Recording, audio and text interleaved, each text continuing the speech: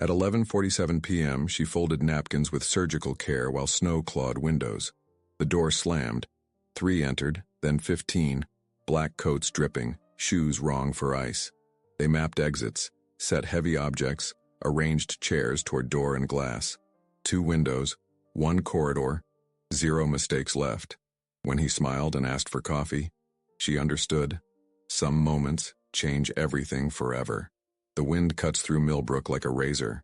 Snow swirls against the windows of Murphy's diner, each gust rattling the glass with increasing violence. Inside, Sarah Chen wipes down tables with mechanical precision, her movements betraying nothing of the exhaustion that has settled into her bones after 12 hours on her feet. At 26, she has learned to make herself invisible, a skill that serves her well in a place where being noticed often means trouble. The clock above the kitchen reads 11:47 p.m. Highway 87 has been closed for 3 hours. The radio crackles with warnings about the worst blizzard in 2 decades. But Sarah continues her routine. Routine is safety. Routine is survival. She folds napkins with the same care a surgeon uses for sutures, each crease precise, each placement deliberate. The diner is empty except for Murphy himself, washing dishes in the back with the steady rhythm of a man who has done this for 40 years. "Sarah, honey, you should head home," Murphy calls through the service window, his voice barely audible over the howling wind. His weathered hands pause on a coffee mug, steam rising between his fingers like smoke signals. This storm's only getting worse. She doesn't look up from the napkins. "My apartment's colder than this place." The truth is simpler and more complex than that. Sarah can't afford to miss a shift, not with her mother's medical bills stacking up like the snow outside. But there's another reason she stays, one she won't admit even to herself. The diner feels safer than anywhere else in her carefully constructed world. Here, she controls the variables. Here, she knows what's coming next. The bell above the door chimes once, sharp and violent as the wind forces it open. 3 men stumble inside, bringing with them a rush of frigid air and something else. Something that makes Sarah's survival instincts fire like warning shots. They wear expensive coats now soaked through and clinging to their frames. Their shoes are Italian leather, impractical for weather like this. But it's their eyes that make Sarah's hand pause on the napkin she's folding. Cold, calculating, the kind of eyes that measure everything they see. The first man shakes snow from his dark hair and surveys the diner with the practiced assessment of someone who always knows where the exits are. He's perhaps 40, with the kind of face that could be handsome or menacing depending on his mood. Behind him, 2 others follow, each movement coordinated, each glance purposeful. These aren't lost travelers. These are predators seeking temporary shelter. "We're closed," Sarah says, her voice steady despite the adrenaline beginning to course through her veins. She doesn't move from behind the counter, keeping the distance between them deliberate and safe. The first man's lips curve into something that might be mistaken for a smile by someone who doesn't recognize the absence of warmth behind it. "Are you?" He removes his coat with slow, deliberate movements, hanging it on a chair as if he owns the place. "Because the lights are on and you're here." More men push through the door. Sarah counts them automatically, a skill learned from years of managing tables and tips. 7, 9, 12. They file in with military precision, each finding a position that gives them a clear view of the room and quick access to the door. 15 total. 15 men who move like they're accustomed to violence, who scan the room like they're mapping potential threats. Murphy emerges from the kitchen, dish towel still in his hands. His step falters when he sees the assembled group, but 40 years of small-town hospitality wars with his instincts. Hospitality wins. Barely. "Gentlemen, we were just closing up, but given the weather..." He gestures toward the windows where snow continues to assault the glass with increasing fury. "Vincent Torino," the first man says, extending his hand to Murphy. The name falls into the space between them like a stone into still water, creating ripples Sarah can feel even from across the room. She's heard that name before, whispered in corners of this very diner by truckers and travelers who speak of things they shouldn't know about. Vincent Torino doesn't introduce himself to civilians. Vincent Torino is introduced by reputation, by fear, by the kind of stories that end with people disappearing. Sarah's hand finds the edge of the counter, gripping it until her knuckles go white. She forces herself to breathe normally, to maintain the facade of the small-town waitress who doesn't understand the significance of the name that just echoed through her workplace. But her mind is racing, cataloging details, measuring distances to the back door, calculating how long it would take to reach the phone in Murphy's office. "Sarah Chen," she says when Vincent's attention turns to her, proud that her voice doesn't shake. She doesn't offer her hand. Something in his expression suggests he appreciates this small act of self-preservation. "Chinese?" Vincent asks, though his tone suggests he already knows the answer. These are men who research before they speak, who gather intelligence before they make decisions. "Third-generation American," Sarah replies, meeting his gaze directly. She learned long ago that showing fear to predators only encourages them. "Coffee?" Vincent's smile becomes almost genuine. "Please." As Sarah moves to the coffee maker, she's acutely aware of every sound in the diner. The whispered conversations between the men, conducted in voices too low to decipher but carrying the weight of serious business. The scrape of chairs being arranged to face both the door and the windows. The soft thud of something heavy being placed on tables. Something that might be weapons or phones or both. The coffee drips with maddening slowness, each drop marking time in a situation that feels increasingly surreal. Through the service window, she can see Murphy moving with unusual efficiency. His casual small talk replaced by the focused silence of a man who recognizes danger. He's lived in this town long enough to know names like Vincent Torino don't end up in places like this by accident. "Storm's supposed to last until morning," Murphy says, his voice carefully neutral as he approaches the dining area with a pot of fresh coffee. "Highway patrol's calling it the worst they've seen in 20 years. Vincent accepts a cup with the kind of precise politeness that suggests good breeding overlaid on something much darker. "Then it seems we'll be imposing on your hospitality longer than anticipated." The words are courteous, but there's an undertone that makes it clear this isn't really a request. Sarah pours coffee for the others, moving through the room with the careful attention of someone navigating a minefield. Each man nods his thanks with the same measured politeness, but she can feel their eyes tracking her movements, cataloging her responses, filing away information for purposes she doesn't want to contemplate. These are men accustomed to being served. But more than that, they're men accustomed to being feared. The wind outside intensifies, rattling the windows with increasing violence. Snow builds against the glass like nature itself is trying to trap them all together in this space where the normal rules don't seem to apply. Sarah returns to the counter, placing the coffee pot within easy reach while maintaining her distance from the assembled group. Vincent removes his phone, studies the blank screen with the kind of frustration reserved for men who don't tolerate inconvenience. "No signal," he announces to the room, though Sarah suspects this information has already been confirmed by multiple sources. These are thorough men. "Cell tower went down about an hour ago," Murphy confirms. "Landlines, too. Happen sometimes in storms like this." The silence that follows carries weight, pregnant with implications Sarah doesn't want to explore. 15 men, cut off from communication, trapped in a diner with 2 civilians who now know faces they shouldn't have seen. The math of the situation writes itself in the space between heartbeats, each equation ending with the same terrifying variable. But Vincent simply nods as if being stranded is merely another business problem to be managed. Then we wait. He settles into his chair with the patience of a man accustomed to getting what he wants, regardless of how long it takes. The silence stretches like a wire about to snap. Sarah busies herself with unnecessary tasks, wiping already clean surfaces while her peripheral vision tracks every movement in the dining area. The men have arranged themselves with military precision, their positioning no accident. 2 near the front door, 3 by the windows facing the highway, others scattered throughout the room in a pattern that ensures no blind spots, no surprises. Vincent sits at the center table, his back to the wall, commanding clear sightlines to every entrance and exit. Murphy retreats to the kitchen, the familiar clatter of dishes providing a soundtrack of normalcy that feels increasingly absurd. Sarah knows he's cleaning equipment that doesn't need cleaning, organizing supplies that are already organized. They're both performing the rituals of closing time while knowing that normal rules no longer apply. The clock ticks toward midnight, each second marking time in a situation that feels suspended outside of ordinary reality. "You have food?" Vincent asks, his tone conversational but carrying an undertone of expectation. These aren't men who ask questions without knowing the answers they want to receive. "Kitchen's technically closed," Sarah replies, then immediately recognizes the futility of citing policy to men who exist outside conventional boundaries. "But we have soup, sandwiches. Coffee stays fresh all night."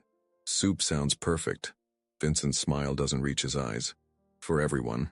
Sarah nods, disappearing into the kitchen where Murphy stands frozen over a pot of vegetable soup, ladle halfway to his mouth as if he's been caught in the act of some minor crime. His hands shake slightly, the tremor of a 70-year-old man who suddenly finds himself hosting guests he never invited and can't ask to leave. 15 bowls, Sarah whispers, keeping her voice low enough that it won't carry beyond the kitchen walls. They want soup. Murphy's eyes meet hers, and in that moment they share an understanding that goes beyond words. They're no longer running a diner. They're performing a service for men who collect debts in ways that don't involve paperwork, who solve problems with methods that don't make headlines unless bodies are discovered. But Murphy simply nods, reaching for bowls with hands that have steadied themselves through force of will. Sarah carries the first tray into the dining area, moving with the careful grace of someone who knows she's being evaluated. Each step is measured, each gesture controlled. The men accept their meals with polite nods, but she can feel their attention like heat radiating from a fire. They're studying her responses, cataloging her reactions, building profiles of the civilians who now share their temporary sanctuary. The soup disappears quickly, consumed by men who eat efficiently rather than enjoyably. These are people accustomed to taking sustenance where they find it, when they find it. Conversation flows in low murmurs, conducted in voices too quiet to follow, but carrying the weight of serious business. Occasionally a phone appears, checked hopefully for signal, then returned to pockets with the resignation of men adapting to circumstances beyond their control. More coffee? Sarah asks, approaching Vincent's table with the pot held like a shield between them. The question is service industry routine, but in this context it feels like a negotiation. Please. Vincent extends his cup, and as Sarah pours, he speaks quietly enough that only she can hear. You're handling this well. Handling what? Sarah's voice carries just the right note of confusion, the perfect performance of a small-town waitress who doesn't understand the significance of her situation. Vincent's eyes narrow slightly, studying her face with the intensity of someone accustomed to reading people for survival. The unexpected guests, the storm. Most people would be nervous. Most people don't work night shifts in truck stop diners. Sarah meets his gaze directly, allowing just enough steel into her voice to suggest backbone without crossing into defiance. You learn to handle whatever walks through the door. Interesting philosophy. Vincent leans back in his chair, his posture relaxed but his attention focused with laser precision. And what usually walks through that door? Sarah considers her answer carefully, aware that every word is being weighed and measured. Truckers. Late-night travelers. People running from something or running toward something. Usually the running from kind. And which kind are we? The question hangs in the air like smoke from a gun barrel.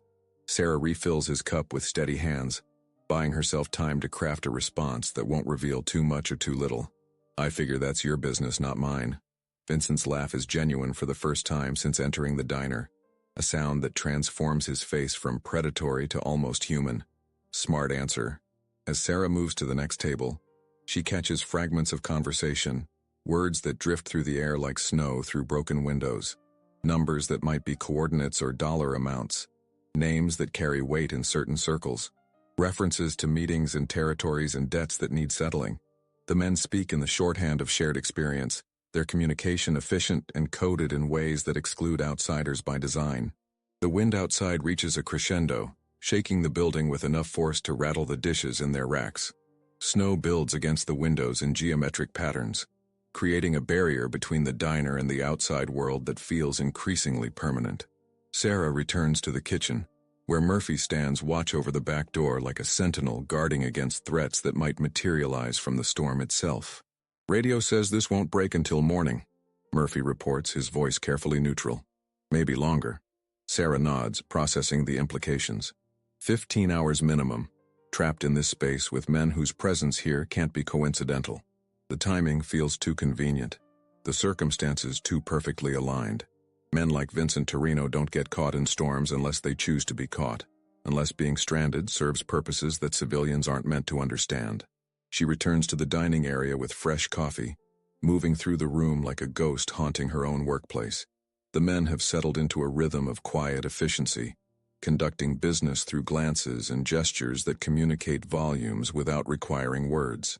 Phones disappear and reappear, checked compulsively despite the continued absence of signal. Maps are consulted, though what they're mapping in this weather remains unclear. Vincent catches her attention with a subtle gesture, the kind of summoning that doesn't require voice or obvious movement. Sarah approaches his table with the coffee pot, maintaining the pretense of service while knowing this interaction serves different purposes entirely. "Tell me about yourself, Sarah Chen," Vincent says, his voice carrying the tone of casual conversation that doesn't fool either of them. Third-generation American, working night shifts in a truck stop diner. That's an unusual trajectory for someone with your... He pauses, searching for the right word. Composure. Not much to tell.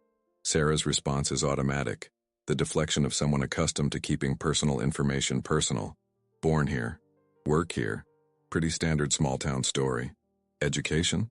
The question is asked casually, but Sarah recognizes the probing for what it is. These men research their environment, gather intelligence on everyone who might pose risks or provide opportunities. Her educational background is relevant only if it suggests capabilities beyond those expected from someone in her current position. High school, some college? The lie comes easily, practiced through years of making herself invisible in plain sight. The truth is more complicated, involving degrees from prestigious institutions and career paths that were abandoned when staying visible became dangerous. But Vincent Torino doesn't need to know about the life Sarah left behind, or the reasons she chose anonymity over advancement. Vincent nods, accepting her response while filing it away for future consideration. His attention shifts to the storm outside, where snow continues to accumulate with relentless determination. Beautiful and terrible, he observes, his voice carrying a philosophical note that seems at odds with his appearance. The storm? Nature's indifference. We make our plans, build our empires, control what we can control. Vincent gestures toward the window where wind drives snow against the glass with increasing violence. Then something like this reminds us how small we really are. Sarah recognizes the comment as more than casual observation. These are men whose lives revolve around control, who built their power through the careful management of variables and the elimination of uncertainties. Being trapped by weather represents a loss of control that goes beyond mere inconvenience. For men like Vincent, unpredictability isn't just uncomfortable, it's dangerous. The clock above the kitchen reads 1:23 a.m. The night stretches ahead like an endless corridor, each hour promising new challenges to the delicate balance they've established. Sarah continues her rounds, pouring coffee and clearing dishes while maintaining the performance of normalcy that seems to satisfy her unexpected guests. But beneath the surface, tension builds like pressure in a sealed container, threatening to explode if anyone makes the wrong move or asks the wrong question. The hours crawl past with the weight of geological time. Sarah has refilled the coffee pot 6 times, each trip to the kitchen a brief escape from the suffocating attention of 15 pairs of eyes that track her movements with predatory precision. The storm outside has evolved into something biblical, wind howling through the valley like the voice of an angry god. Snow builds against the windows in crystalline formations that block most of the view to the highway, creating the illusion that the diner exists in a pocket universe disconnected from the rest of the world.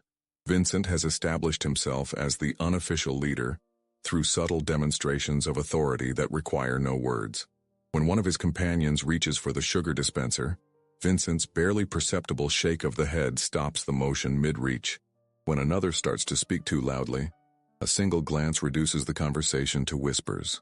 These are communications born of shared experience in environments where the wrong word or gesture can have permanent consequences.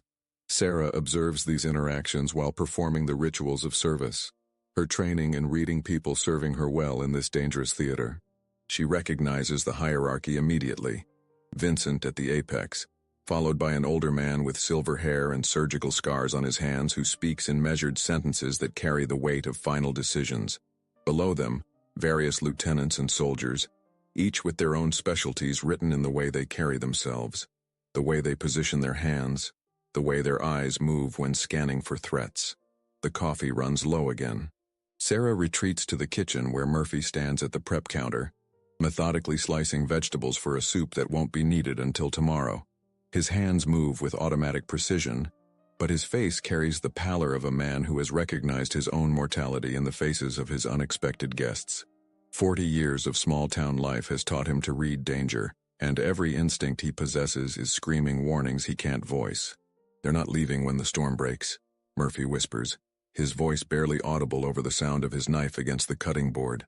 Men like that don't get trapped by weather unless they want to be trapped. Sarah nods, having reached the same conclusion through different reasoning. The timing is too convenient, the location too isolated, the circumstances too perfectly aligned for coincidence. Men like Vincent Torino don't end up in places like Murphy's Diner, unless those places serve purposes that aren't immediately obvious.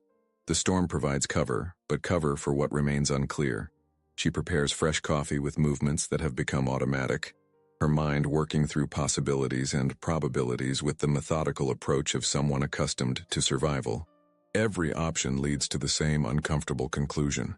She and Murphy know faces they shouldn't know, have heard names they shouldn't have heard, have become witnesses to gathering that powerful people would prefer remain unwitnessed.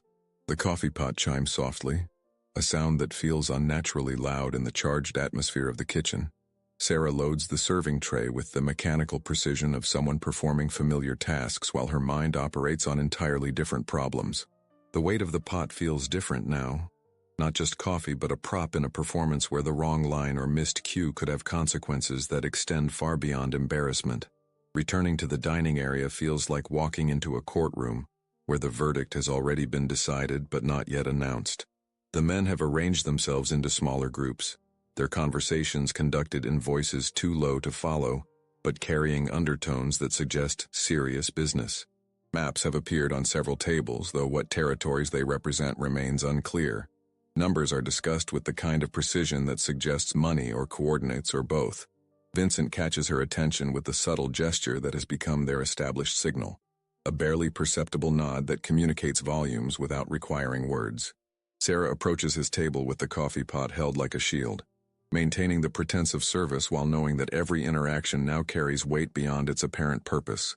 "The weather's getting worse," Vincent observes, though his tone suggests this development pleases rather than concerns him. "Radio says the highway won't be passable until late tomorrow afternoon at the earliest." Sarah refills his cup with hands that remain steady through force of will. "Murphy's got plenty of supplies. We can keep the coffee hot and the heat running until the road's clear." "Generous of you." Vincent's smile carries warmth that doesn't extend to his eyes. Most businesses would close under these circumstances. Send everyone home and wait for better weather. Most businesses don't cater to people who might freeze to death if they're turned away. Sarah's response is careful, threading the needle between service industry courtesy and the growing awareness that normal rules don't apply to her current situation. Vincent studies her face with the intensity of someone accustomed to reading people for survival. "You're not afraid. It's not a question," and Sarah recognizes the observation for what it is, a test of some kind, though she's not sure what answer would pass or fail. Should I be? Most people would be. 15 strangers trapped by weather, no communication with the outside world. Vincent leans back in his chair, his posture relaxed, but his attention focused with laser precision. Most people would find that situation intimidating. Sarah considers her response carefully, aware that every word is being weighed and measured by someone who makes decisions based on the careful evaluation of risks and opportunities. The truth is that she is afraid, but fear has been her constant companion for so long that she's learned to function despite its presence. More than that, she's learned to recognize when showing fear encourages predators, and when projecting strength provides protection. "I figure everyone's just trying to stay warm and dry until morning," she says finally. "Weather doesn't care who you are or what you do for a living. Storm treats everyone the same." Vincent's laugh is genuine, transforming his face from predatory to almost human. Spoken like someone who's never tried to run a business empire from a truck stop diner with no phone service. The comment reveals more than Vincent probably intended, confirming Sarah's suspicions that this gathering serves purposes beyond seeking shelter from the storm. These men aren't just waiting for better weather. They're conducting business that requires isolation, privacy, and the kind of security that only comes from being completely cut off from external communication. As if summoned by her thoughts, the older man with silver hair approaches Vincent's table. His movement is economical, purposeful, the walk of someone accustomed to having his presence acknowledged without announcement.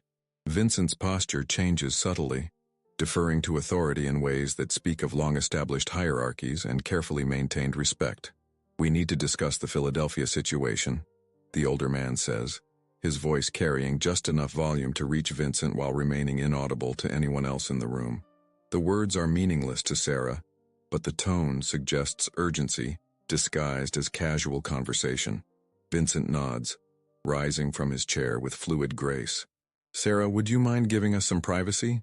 Perhaps you could check on our colleague's coffee situation." The request is politely phrased but carries the weight of an order that doesn't admit refusal. Sarah moves away from their table, beginning another circuit of the dining area with the coffee pot, but her trained ear catches fragments of conversation that drift through the carefully modulated voices, references to territory and percentages, discussions of problems that need solving and people who need convincing. The language is coded, businesslike, but the underlying meanings pulse with the kind of gravity that suggests life and death decisions. The wind outside reaches a new level of intensity, shaking the building with enough force to rattle the windows in their frames. Snow continues to accumulate against the glass in patterns that seem to grow more complex with each passing hour, creating barriers between the diner and the outside world that feel increasingly permanent. The isolation is complete now, total in ways that go beyond mere weather. Sarah completes her rounds, refilling cups and clearing plates while maintaining the performance of normalcy that seems to satisfy her unexpected guests. But beneath the surface, she's cataloging details with the methodical approach of someone who understands that survival sometimes depends on remembering the right information at the crucial moment. License plate numbers glimpsed through the storm, names overheard in whispered conversations, the subtle hierarchies revealed through gesture and deference. The clock above the kitchen reads 3:47 a.m. Dawn remains hours away, but Sarah suspects that daylight won't bring the relief she's hoping for. These men have business to conduct, decisions to make, problems to solve that require the kind of privacy only a storm like this can provide.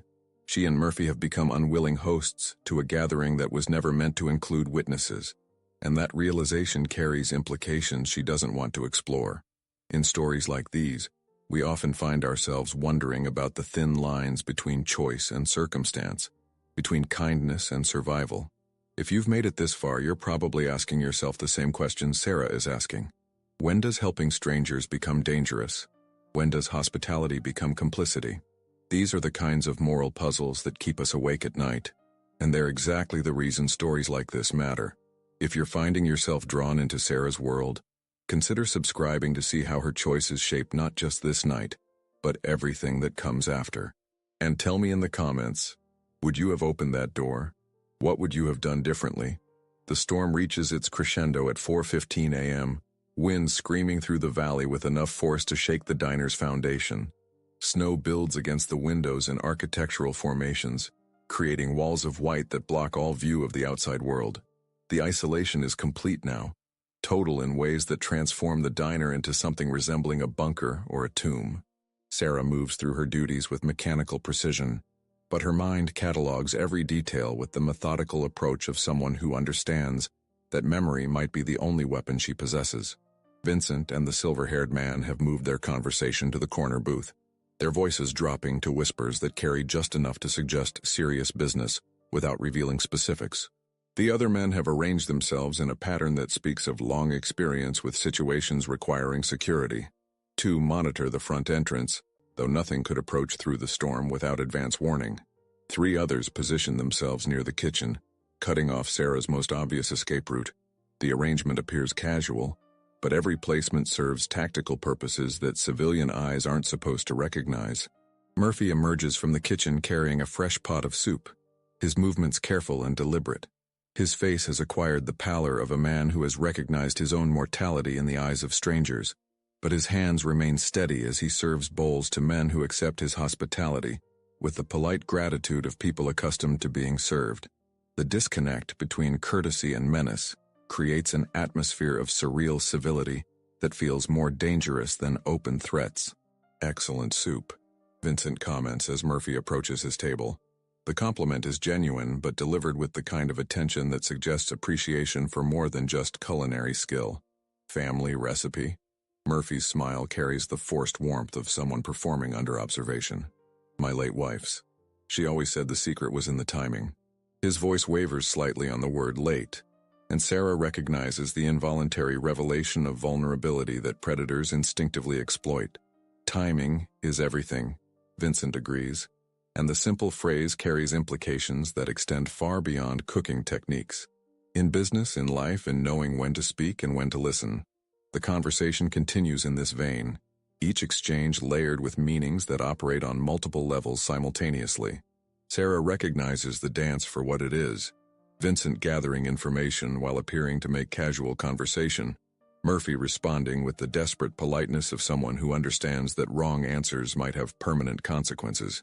The soup serves as a prop in this performance, but the real transaction involves the careful evaluation of threats and opportunities. Sarah returns to the kitchen under the pretense of cleaning equipment that doesn't need cleaning. Through the service window, she observes the careful choreography of men who have worked together long enough to communicate through gesture and glance. A subtle nod directs attention to a particular table. A barely perceptible shake of the head terminates a conversation before it begins. These are communications born of shared experience in environments where the wrong word or gesture can have consequences that extend far beyond embarrassment. The radio in the kitchen crackles with weather updates that bring no relief. The storm has intensified beyond all predictions, transforming from a seasonal inconvenience into a meteorological event that will be remembered for decades. Highway Patrol reports complete closure of all major routes, with rescue operations suspended until conditions improve. The isolation that began as circumstance has evolved into something approaching imprisonment, though the bars are made of wind and snow rather than steel. Sarah checks the back door, finding it nearly blocked by drifted snow that has accumulated to window height. Even if escape were possible, the temperature outside would kill anyone not properly equipped within minutes. The storm has created a perfect trap, containing everyone within the diner's walls until nature decides to release them. For men accustomed to controlling every variable in their environment, this forced confinement must feel like a special kind of hell. She returns to the dining area to find Vincent studying a collection of photographs spread across his table. The images are difficult to make out from her position, but she catches glimpses of faces and locations that suggest surveillance rather than vacation snapshots. The silver-haired man points to specific details with the precision of someone providing instruction or confirmation. Other men gather around the table, their attention focused with the intensity of students receiving crucial information. "Sarah," Vincent calls softly, his voice carrying just enough volume to reach her without alerting the entire room. The summons feels different this time, weighted with purpose that goes beyond service requests. She approaches his table with the coffee pot held like a talisman, maintaining the pretense of hospitality while recognizing that this interaction serves different purposes entirely. "We've been discussing the situation," Vincent says, gesturing toward the storm that rages beyond the windows. "The delays this weather will cause to our various business interests." His tone remains conversational, but Sarah recognizes the careful phrasing of someone who chooses words with legal precision. "I imagine storms like this disrupt all kinds of schedules," Sarah replies, threading the needle between acknowledgement and ignorance. She refills his cup with hands that remain steady through sheer force of will. Vincent studies her face with the intensity of someone accustomed to reading people for survival. They do indeed. Sometimes those disruptions create opportunities. Sometimes they create problems that require creative solutions. He pauses, allowing the weight of his words to settle between them. The question becomes how to minimize collateral damage while maximizing beneficial outcomes. The phrase collateral damage hangs in the air like smoke from a gun barrel. Sarah recognizes the euphemism for what it is, a clinical term that transforms human consequences into acceptable mathematics.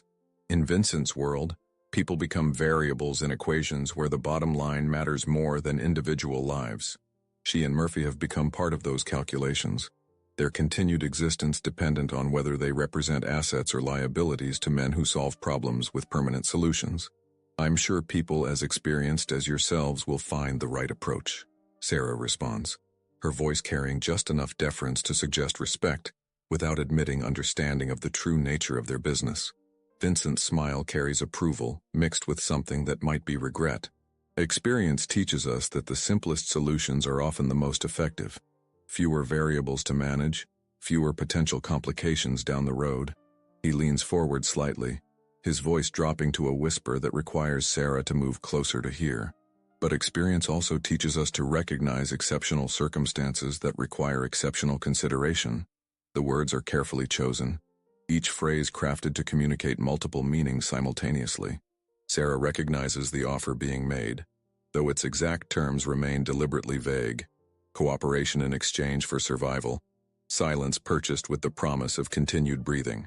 The negotiation is subtle, conducted in the language of implication and suggestion, but the underlying mathematics are brutally simple. I understand that weather like this makes everyone's job more difficult, Sarah says, accepting the terms being offered without explicitly acknowledging their true nature.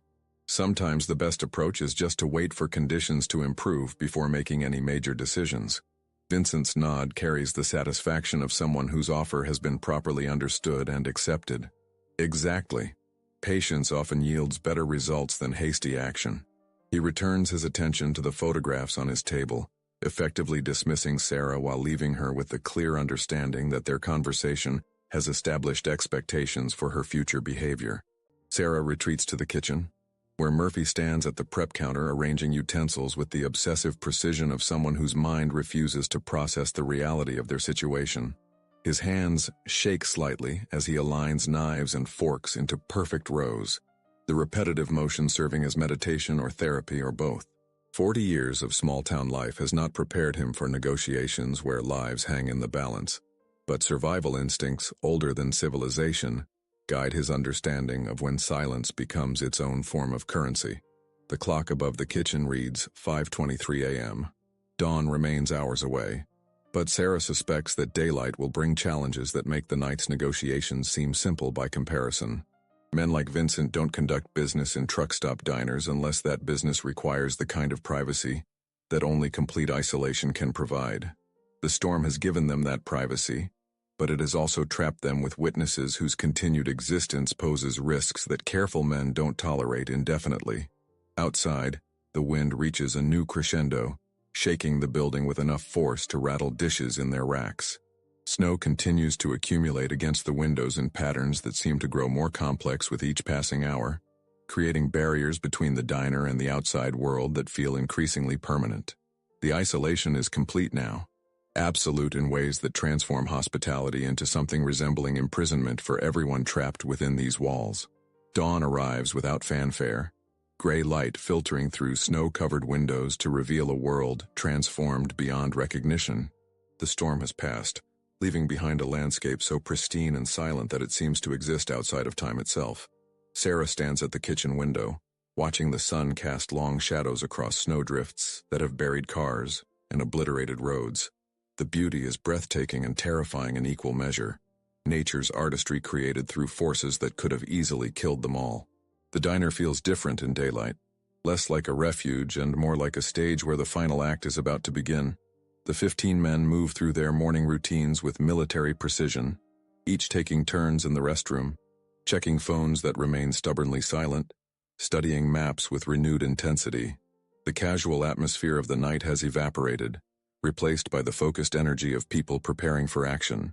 Vincent stands near the front window, his silhouette framed against the brilliant white landscape beyond. His expensive coat hangs perfectly despite the night's trials, his appearance maintaining the kind of polish that speaks of resources and preparation. When he turns from the window, his eyes carry a different quality than they held in darkness. Daylight has brought clarity to decisions that were merely theoretical in the storm's embrace. The roads will be cleared by afternoon, he announces to the room, though Sarah suspects this information comes from sources other than official channels. Highway patrol is already moving equipment into position. We'll be able to leave by 3 o'clock. The words should bring relief, but Sarah recognizes them for what they truly are. A timeline for action that has been carefully calculated and precisely planned.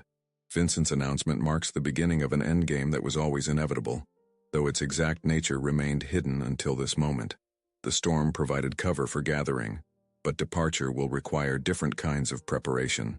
Murphy emerges from the kitchen carrying breakfast plates, his movements betraying the exhaustion of a man who hasn't slept in 24 hours. His hands shake slightly as he serves eggs and toast to men who accept his hospitality, with the same polite gratitude they've maintained throughout their stay. The disconnect between courtesy and menace has become more pronounced in daylight, civility stretched thin over purposes that won't bear close examination. Sarah pours coffee with mechanical precision, moving through routines that have become automatic, while her mind operates on entirely different problems. Each cup filled, each plate cleared, Each interaction managed with the careful attention of someone who understands that performance matters more than authenticity. The men watch her movements with appreciation that extends beyond her service, evaluating qualities that have nothing to do with coffee or conversation. The silver-haired man approaches Vincent's position near the window, their conversation conducted in voices too low to follow, but carrying undertones that suggest final arrangements being confirmed. Maps disappear into coat pockets with decisive movements. Phones are checked one last time before being secured in ways that suggest they won't be needed again for some time. These are the gestures of people preparing for transition, moving from one phase of operation to another with practiced efficiency. "Sarah," Vincent calls softly, his voice carrying the same weight it held during their midnight negotiation. She approaches with the coffee pot held like a shield, maintaining the pretense of service while recognizing that this interaction serves purposes far beyond hospitality. "You've been an excellent hostess," Vincent says, his tone carrying genuine warmth that makes his words more dangerous than threats would be. Gracious, professional, discreet. Those are rare qualities in any environment, but especially valuable in situations that require careful handling. Sarah recognizes the evaluation for what it is, a final assessment of her value as an asset versus her risk as a liability. The mathematics of her continued existence are being calculated in real time, her fate determined by variables she can influence but not control. Her response to this moment will shape not just the next few hours, but whether she has any hours beyond them. "Thank you," she replies, keeping her voice steady despite the adrenaline coursing through her veins. "I hope your business went well despite the weather complications." Vincent's smile carries approval mixed with something that might be genuine regret. Business always adapts to circumstances. The most successful operations are those that can turn unexpected challenges into advantageous opportunities. He pauses, allowing the weight of his words to settle between them. "We've been discussing how to properly show our appreciation for your hospitality." The phrase carries implications that make Sarah's survival instincts fire like warning shots. In Vincent's world, appreciation takes forms that don't appear in etiquette manuals. Gratitude expressed through methods that ensure permanent silence, rather than lasting relationships. She understands that her next words will determine whether she sees another sunset, or becomes another statistic in calculations that treat human life as acceptable mathematics. "Hospitality doesn't require payment," Sarah says carefully, threading the needle between refusal and acceptance. "Helping people through storms is just what decent folks do for each other." Vincent studies her face with the intensity of someone making final decisions about problems that require permanent solutions. The silence stretches between them like a wire about to snap, each second marking time in negotiations where wrong answers have consequences that extend far beyond embarrassment. "Decent folks," Vincent repeats, testing the phrase like wine on his tongue. "Yes, that's exactly what you are. Both of you." His gaze shifts to include Murphy, who stands frozen near the kitchen door with empty plates clutched in white-knuckled hands. The question becomes how to ensure that decency is properly protected and appropriately rewarded. The words are carefully chosen, each phrase crafted to communicate multiple meanings simultaneously. Sarah recognizes the offer being refined, terms and conditions adjusted based on final assessments of risk and benefit. The negotiation has evolved beyond simple survival to include possibilities she hadn't dared to consider, outcomes that might allow her to keep breathing while serving purposes that powerful men find useful. Through the front window, the first signs of movement appear on the distant highway. Snowplows working their way north, followed by salt trucks that scatter chemical salvation across surfaces that trapped them all night. The outside world is reasserting itself, normal operations resuming after nature's temporary intervention. But Sarah suspects that nothing will return to normal for anyone who shared this space during the storm's embrace. Vincent removes an envelope from his coat pocket, thick paper that speaks of quality and expense. He places it on the counter between them with movements that suggest ceremony rather than simple transaction. The envelope bears no markings, no addresses, nothing to suggest its contents or intended purpose beyond the weight that speaks of substantial thickness. "Consider this a token of appreciation for exceptional service under challenging circumstances," Vincent says, his voice carrying the formal tone of someone conducting official business, "along with our assurance that your discretion in matters of guest privacy will be remembered and respected." Sarah stares at the envelope without touching it, understanding that acceptance carries implications that extend far beyond gratitude. In Vincent's world, gifts create obligations, appreciation binds recipients to expectations that don't appear in written contracts. The mathematics are simple. Money in exchange for silence, security purchased through the careful management of information that could prove inconvenient if shared with inappropriate audiences. "That's very generous," Sarah says finally, her voice carrying the careful neutrality of someone who understands that refusal might be interpreted as rejection of more than just money. "But unnecessary. We were glad to help." Vincent's nod carries the satisfaction of someone whose offer has been properly understood, if not explicitly accepted. "Nevertheless, we insist. Exceptional circumstances deserve exceptional recognition." He steps back from the counter, effectively concluding the transaction while leaving the envelope in place like a bridge between old realities and new arrangements. The sound of approaching vehicles penetrates the diner's walls, deep engines that speak of capability and purpose rather than casual travel.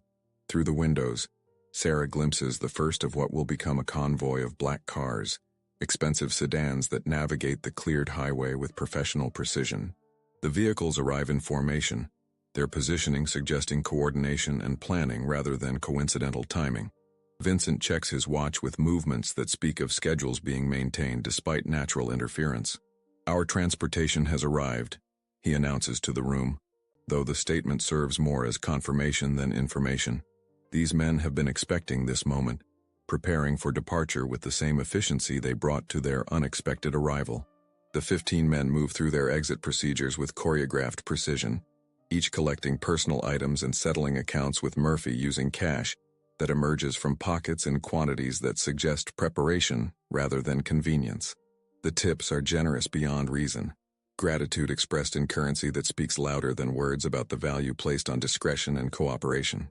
Sarah watches through the window as the convoy arranges itself outside, black cars gleaming against pristine snow like beetles on white marble. The vehicles idle with patient efficiency, exhaust creating small clouds that dissipate quickly in the cold air. Drivers remain behind tinted windows, invisible hands controlling machines that represent power and resources beyond civilian comprehension. Vincent is the last to leave, pausing at the door to deliver final words that carry the weight of promises and warnings combined. "Thank you again for your hospitality, Sarah. Murphy, we won't forget your kindness during our moment of need." His smile is genuine, warm, and absolutely terrifying in its sincerity. Should you ever find yourselves in need of assistance, remember that gratitude works both ways. The door closes behind him with a soft chime that sounds unnaturally loud in the sudden silence. Sarah and Murphy stand frozen, watching through snow-covered windows as the convoy arranges itself and departs with the same precision that marked its arrival. The black cars disappear into the distance, leaving only tire tracks in the snow to prove they were ever real. The envelope remains on the counter, thick paper promising solutions to problems that seemed insurmountable just hours ago. Sarah stares at it without moving, understanding that touching it will complete a transaction that transforms her from witness to participant, from victim to asset in calculations that operate beyond ordinary morality. Murphy approaches slowly, his footsteps echoing in the empty diner like gunshots in a cathedral. His face carries the pallor of someone who has glimpsed his own mortality and found it closer than expected, but his eyes hold a different quality now, the measured recognition of someone who has learned new truths about the world and his place within it. "What do we do now?" Murphy whispers, his voice barely audible in the silence that follows departure. Sarah continues staring at the envelope, weighing options that all lead to the same uncomfortable conclusion. They have crossed a line that can't be uncrossed, entered a world that doesn't permit casual exit. The storm brought more than just weather. It brought choices that will define the rest of their lives in ways they're only beginning to understand. Outside, the sun climbs higher into a sky so blue it seems artificial, nature's beauty restored after the night's violence. The world appears normal, peaceful, unchanged by the events that transformed a simple truck stop diner into something resembling a confessional or a courtroom where verdicts were delivered without trials. But Sarah knows that nothing will ever be normal again. The envelope on the counter represents more than money. It's a contract written in implications and sealed with understanding that some secrets are too dangerous to share and some kindness is too valuable to forget. She and Murphy have become part of a story they never chose to enter. Characters in a narrative where the rules are written by people who solve problems with permanent solutions. The clock above the kitchen reads 8:47 a.m. A new day has begun, bright with possibilities and dark with knowledge that changes everything it touches. Sarah reaches for the envelope with hands that no longer shake, accepting her role in calculations that operate beyond the reach of ordinary law and conventional morality. The choice has been made. The only question now is what comes next. Stories like these make us question the boundaries between right and wrong, between survival and complicity. Sarah's journey through one terrible night has transformed her from innocent bystander to knowing participant in a world she never sought to enter. Her choices, born of necessity and sealed with silence, remind us that morality isn't always as simple as we'd like to believe. Sometimes survival requires compromises that change us in ways we never expected. If you followed Sarah's story to its conclusion, I hope you'll consider joining our community by subscribing. These are the kinds of complex moral puzzles that deserve discussion, the gray areas of human experience that reveal who we really are when everything we thought we knew gets stripped away. What would you have done in Sarah's position? How far would you go to protect the people you care about? Share your thoughts in the comments because these questions matter more than we usually admit.